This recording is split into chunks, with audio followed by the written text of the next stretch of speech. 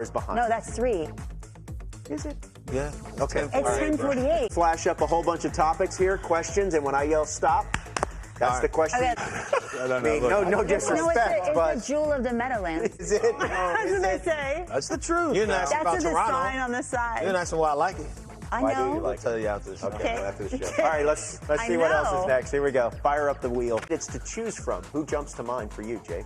Stud leader of that infield. Now that Dansby Swanson's gone, I look to Austin Riley as the Braves guy now. See how pitchers go offense. I'm going pitching all. I think Garrett Cole. What about Dylan Cease? And what about Shohei Ohtani? Come on. I mean, I'm going to Cole's teammate is the subject of our first fan duel. Is the subject of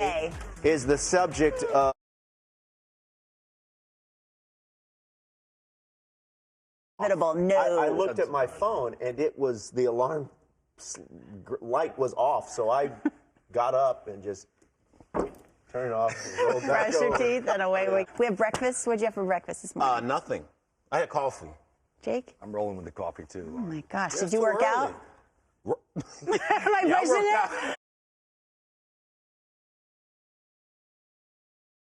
out.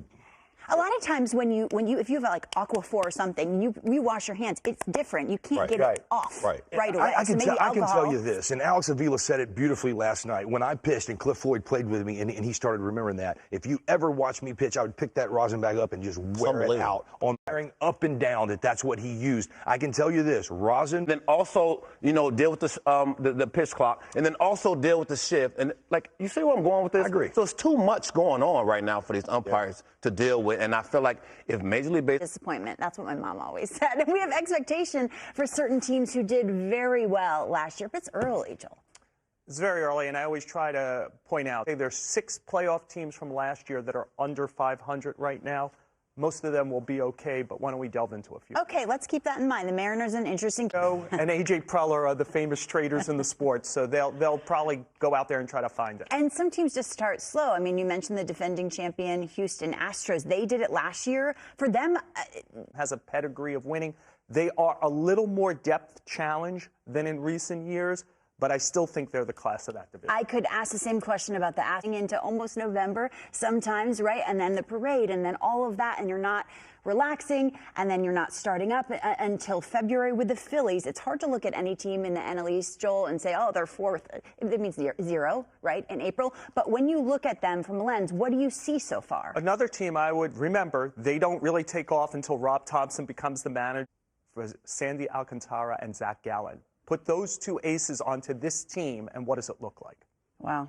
Now you're making me think. Yeah. What about the Padres? I have one more before we go, and I want you to even try. Thank you so much for pointing it out. I skipped one. Tatis comes back today. What do you think? That before is interesting because you talked about the Dodgers history. Or the Yankees. They have it every year. Yeah. They have it, but it's different for the Pods. Thank you so much. You're going to join us a little bit later on. Robert, take it away. Well, speaking of the Padres, and I just chugged and it was in all seriousness, isn't it time to put a roof at Fenway Would you Park? You got you got to find. You're right. You got to find your angle. What works best? She had the same angle 50. Really? What's your good side? I don't know. Is it this one? Nope. Nope. To be determined.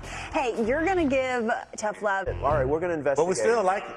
Oh, I liked it. It was great. It was absolutely. I just like that whole Teddy Pendergrass, Jeffrey Osborne. 2010 retirement from Major League Baseball. It's always been his passion, dating back to when he was a photojournalism major at USC back in the 80s. Earlier this month, he opened his first solo photography exhibit at Fenimore Art Museum in Cooperstown, New York. Here's more on that exhibit.